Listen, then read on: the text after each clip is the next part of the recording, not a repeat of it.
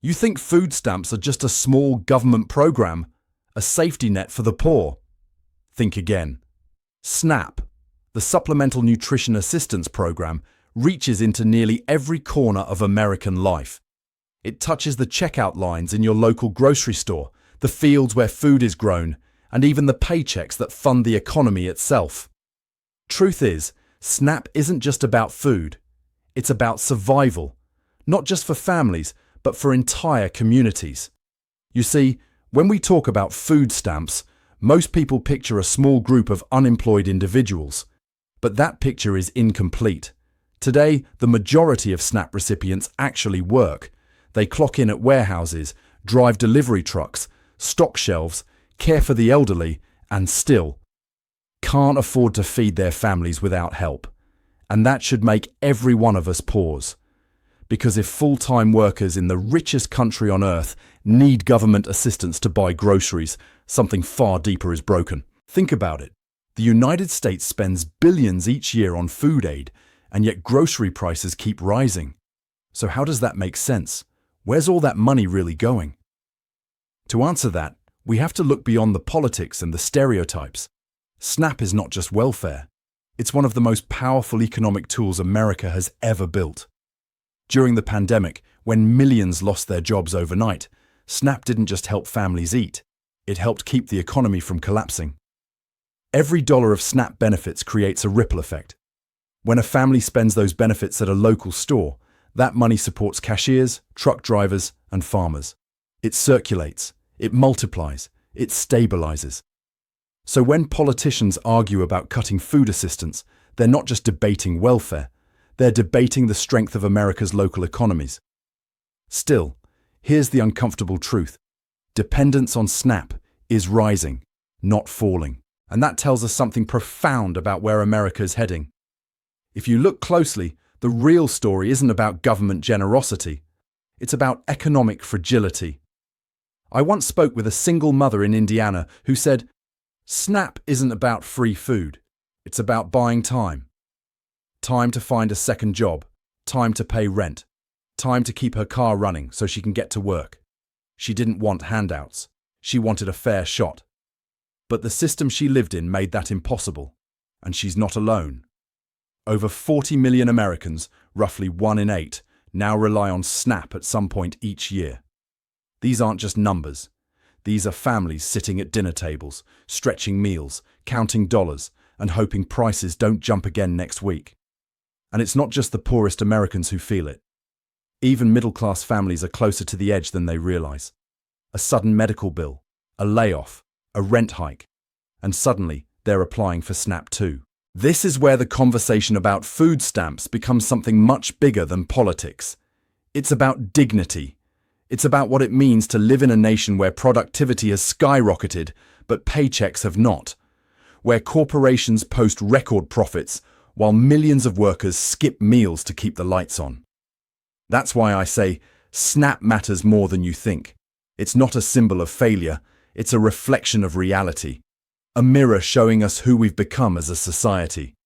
So in this series, we're going to look deeper, not at the headlines, but at the human stories, the economics, and the moral questions behind America's food safety net. Because when we understand SNAP, we understand something essential about ourselves, how we value work, fairness, and community.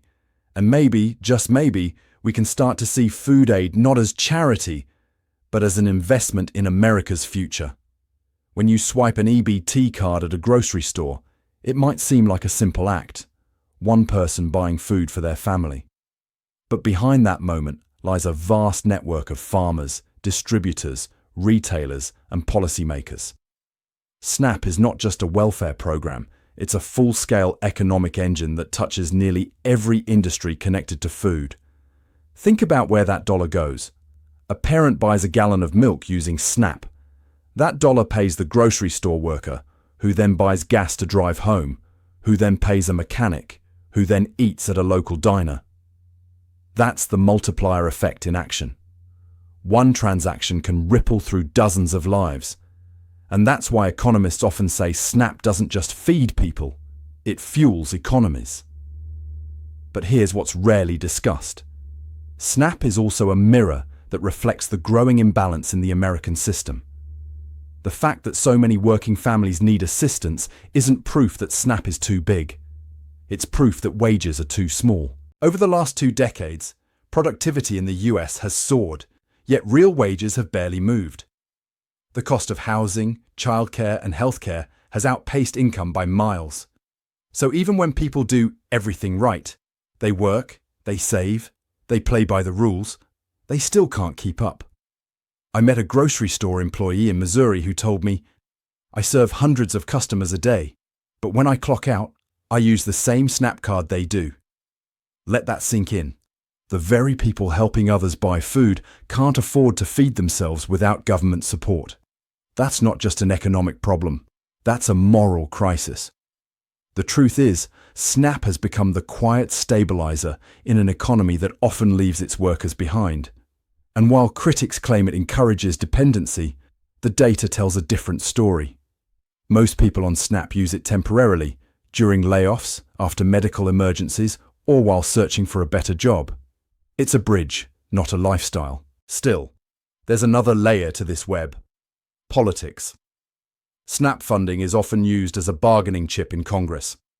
Every few years, debates over the Farm Bill become a tug-of-war between ideology and reality. One side argues for budget cuts and personal responsibility. The other side insists that cutting food aid during economic hardship is cruel and short-sighted. Meanwhile, millions of families sit in the middle, waiting to know if they'll still be able to put food on the table next month. During the 2018 shutdown, I spoke with a woman in Texas who received a notice saying her SNAP benefits could be delayed. She told me, "I've got 3 kids. The government can shut down, but my kids can't stop eating." That's the raw truth. Food insecurity doesn't pause for politics. Hunger doesn't check your voting record. Yet somehow, we've turned one of the most basic human needs, access to food, into a political battlefield. And while lawmakers argue, inflation quietly eats away at everyone's paycheck. The price of bread, milk, and meat climbs higher each year. And even as SNAP benefits adjust, they can never quite catch up. But here's the part few people realize. Without SNAP, many rural grocery stores would close entirely. In small towns across America, where margins are razor thin, SNAP dollars often make up a large share of local food sales. Without that spending, jobs would vanish, suppliers would pull out, and food deserts would spread even faster. So when we talk about food stamps, we're not just talking about individuals. We're talking about entire communities, small towns, inner-city neighborhoods, working-class families, all interconnected through one fragile web of support. It's a system that works quietly, almost invisibly, to keep America's economic heart beating. But here's where the real challenge lies. That system is now under strain. The rising cost of living has stretched SNAP to its limits. Food banks are reporting record demand. And for many Americans, even a full SNAP allowance no longer lasts through the month. The question we face isn't just how to fund SNAP. It's how to fix the deeper forces that make SNAP necessary in the first place. Because if the foundation of our economy requires millions to rely on food assistance to survive, maybe it's not the people who are broken. Maybe it's the system itself. Let me tell you about a woman named Linda. She's a cashier in Ohio, mid-40s, 2 kids, works full-time. She clocks in early, stays late when her manager asks, and still, every month she has to choose between paying for groceries or gas. Linda told me, "People think SNAP means I'm lazy, but I've never worked harder in my life." That one sentence captures what so many Americans are feeling right now. Exhaustion, not entitlement. These are people who've done everything society asked of them. They went to work, they stayed out of trouble, they paid taxes, and yet they still find themselves needing help to buy food. This isn't about irresponsibility. It's about a system that no longer rewards hard work the way it used to. When the cost of living climbs faster than wages, assistance programs like SNAP become not a luxury, but a lifeline. What's ironic is that many of these families never thought they'd need it. They used to donate to food banks. Now they rely on them. They used to skip dessert. Now they skip dinner. The cycle of need begins quietly. A medical bill here, a rent increase there, a car repair that wipes out savings. And once you fall behind, it's almost impossible to catch up. SNAP doesn't erase that struggle, but it keeps people afloat just long enough to survive the storm. I remember visiting a small church pantry in Arkansas. The pastor there told me, "We used to help maybe 10 families a week. Now it's over 100, and half of them have jobs." That's the hidden America most don't see. Working families living paycheck to paycheck, one broken refrigerator, or missed shift away from crisis. The truth is, hunger in this country looks different now. It doesn't always mean empty plates or starving children. Sometimes it means smaller portions, cheaper meals, parents skipping breakfast so their kids can eat lunch. Sometimes it means quiet shame, pretending you're not hungry in front of your coworkers. That's the invisible face of poverty. And that's why SNAP matters. It restores a bit of dignity in a system that too often strips it away. When you have an EBT card, you can walk into a store like anyone else, swipe your card, and feed your family without having to beg or explain. For millions of Americans, that's not just financial support, it's psychological relief. But make no mistake, this isn't sustainable forever. The more families rely on SNAP just to survive, the more we have to confront the real problem underneath. Wages that don't cover basic needs, healthcare costs that crush savings, rent that devours half of every paycheck.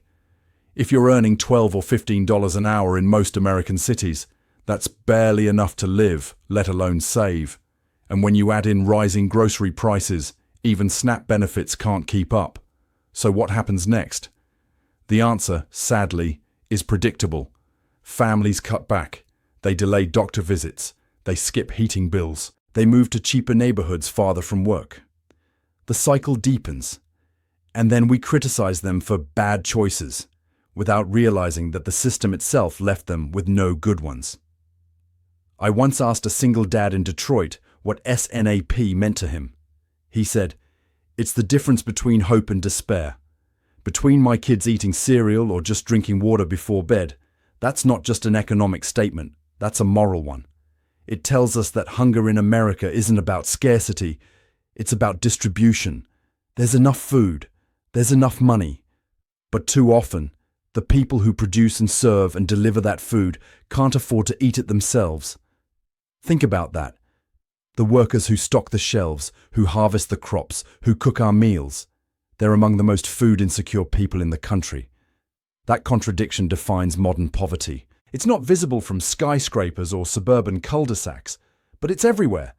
In school cafeterias, night shifts, and kitchen tables. That's why we can't just measure SNAP's success by how many people it serves. We have to measure it by how many people no longer need it. And right now, that number isn't going down. If anything, it's rising. The cycle of need continues, quiet, relentless, and largely unseen. But the truth is, this cycle isn't inevitable. It's a choice, shaped by policy, wages, and priorities. SNAP is a bandage on a wound we've ignored for decades, and the longer we ignore it, the deeper it gets.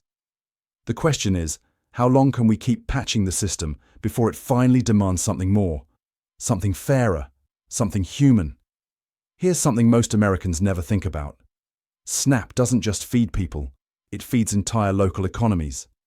Every time a family uses food assistance, it sets off a chain reaction that supports farmers, store clerks, truck drivers, and even landlords. In economic terms, it's called the multiplier effect. But in human terms, it's called survival. Picture this. A mother in Kansas buys groceries with her SNAP benefits. The store restocks from a regional supplier. That supplier buys from local farms. The farmers buy equipment, fuel, and fertilizer. Those dollars keep circulating through towns that might otherwise fade away. Without SNAP, many small communities, especially rural ones, would lose the very flow of money that keeps them alive. A grocery owner once told me, if SNAP went away tomorrow, half my customers would disappear, and then I'd be gone too. That's the quiet truth. SNAP isn't just charity, it's infrastructure. It's what keeps food flowing through towns where industry has vanished and wages have stagnated.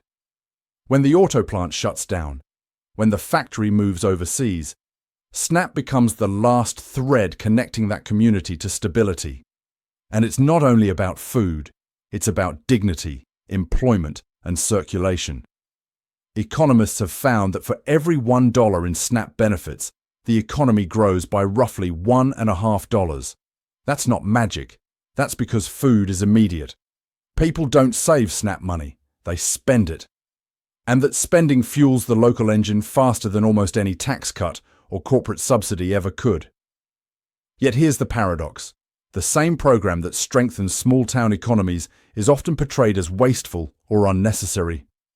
We call it welfare, when in reality, it's one of the most effective economic stabilizers America has.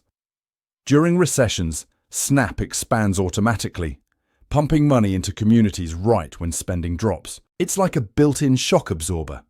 During booms, participation declines, reducing spending without Congress having to pass a single law.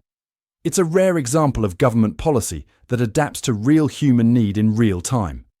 But that adaptability comes with tension. Because every time the economy wobbles, every time inflation spikes or jobs disappear, SNAP faces renewed scrutiny. Lawmakers debate whether benefits should shrink or grow, whether recipients should work more hours, whether the system should be stricter. And while that debate rages, the ground-level reality remains the same. Families still have to eat. I once met a grocery distributor in Alabama who said, "When SNAP benefits go up, our whole town breathes easier. When they go down, we feel it. Not in months, in days." That's how direct this impact is. It's not abstract policy. It's grocery aisles, cash registers, and delivery trucks. It's food banks staying open because people need less emergency aid when SNAP is stable. It's school attendance improving because kids have breakfast at home. These aren't statistics, they're outcomes, real, measurable, human outcomes. And yet, we still talk about SNAP as if it's just another budget item, as if trimming it somehow builds character or discipline. But hunger doesn't build character, it breaks it. It's hard to apply for jobs, study, or parent when your stomach growls louder than your thoughts. And it's not just the poor who benefit from SNAP's ripple effect. Every grocery chain, every farmer's market, every truck route relies on that steady demand. Take it away, and you take away millions in local revenue. Revenue that supports property taxes, schools, hospitals, and infrastructure. In other words, SNAP helps build the same communities critics claim it destroys. So when we talk about reform, let's remember the bigger picture. SNAP isn't just a safety net for individuals. It's a stabilizer for the nation. It's the quiet force that cushions economic shocks, prevents recessions from deepening, and ensures that when Americans fall, they don't fall too far. And maybe that's what scares people, the idea that a program designed for the poor might actually be smarter, faster, and more humane than the market itself. Because SNAP proves something uncomfortable. When we take care of people, the economy takes care of itself. That's not charity, that's common sense. But the real test comes next, when the system that depends on SNAP starts showing cracks of its own. Because beneath all this circulation and growth, there's a deeper question. What happens if the very foundation, the wages, the jobs, the affordability, keeps eroding? Can even SNAP hold a nation together when the middle starts to break? So where does that leave us? We've built an economy where millions of working Americans depend on food assistance just to get through the month. We've normalized struggle as if it were a personal failure, not a policy choice. And yet somehow we still call this the land of opportunity. Maybe that phrase doesn't mean what it used to. When I talk to families on SNAP, one thing stands out. They don't talk about handouts. They talk about survival. They talk about exhaustion. They talk about wanting a fair shot. And if we're being honest, that's what most people want. Not wealth, not luxury, just fairness. A chance to work, earn, and live without fear of hunger. But the truth is, the system isn't built for that anymore. Somewhere along the way, we decided that profit margins mattered more than people. That cutting benefits looked better on a spreadsheet than helping a child eat breakfast before school. That the stock market was the real measure of national success, not the families standing in grocery lines every Friday night, calculating what they can and can't afford. SNAP was never meant to be permanent for everyone. It was supposed to be temporary, a bridge to stability. But when the bridge becomes the only safe place to stand, maybe it's time to question the road itself. What kind of society do we become when food assistance stops being a safety net and starts being a foundation? When it's not just the unemployed who need help, but the working class that keeps everything running? That's not a sign of laziness. That's a sign of imbalance. A sign that the gears of the American dream are grinding against themselves. There's another way to look at it. SNAP isn't the problem. It's the proof. Proof that people still care. Proof that compassion can be organized, funded, and scaled. Proof that a government can choose empathy over ideology. But empathy alone won't fix a system built on inequality. We can feed people today, and we should. But if tomorrow those same people still need the same help, then we haven't solved the problem. We've just delayed it. That's why conversations about SNAP should never stop at budgets or politics. They should start with values. Because every policy is ultimately a moral statement, a reflection of what we believe about each other. Do we believe that hunger is acceptable in a nation of abundance? Do we believe that a child's access to food should depend on their ZIP code? Do we believe that working full-time should still mean living in poverty? These are not partisan questions. They're human ones. I once met an elderly man in Pennsylvania who told me he'd rather skip dinner than take government food. I asked him why. He said, "Because I was raised to believe that if you worked hard, you'd never need help."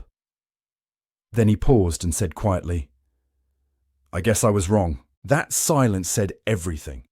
It wasn't shame, it was realization that the promise he was given no longer matched the world he lived in. And that's what SNAP forces us to confront. Not just who needs help, but why they need it in the first place. So here's the real question. Not whether we should fund SNAP, but what it says about us that we have to. What kind of country do we want to be when 40 million people can't afford food without government aid? Because if we measure greatness by military budgets, GDP, or billionaires, we'll always think we're winning. But if we measure it by how well we care for those who have the least, we might see a different picture.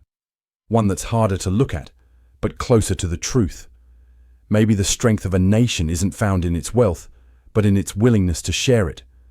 Maybe compassion isn't weakness, but wisdom. And maybe the real success of America isn't how many people escape needing SNAP, but how many never need it in the first place. Because food is not a privilege, it's a right. And until we treat it that way, the cycle will continue, quietly, invisibly, endlessly. The checkout lines will keep filling, the debates will keep repeating, and the hunger will keep whispering beneath the noise of prosperity. So, next time you hear someone dismiss SNAP as a burden, remember this. It's not charity holding this country together. It's empathy. It's the invisible hands of millions of people helping each other survive in a system that often forgets them. And that, more than any statistic, any speech, any slogan, is why SNAP matters more than you think.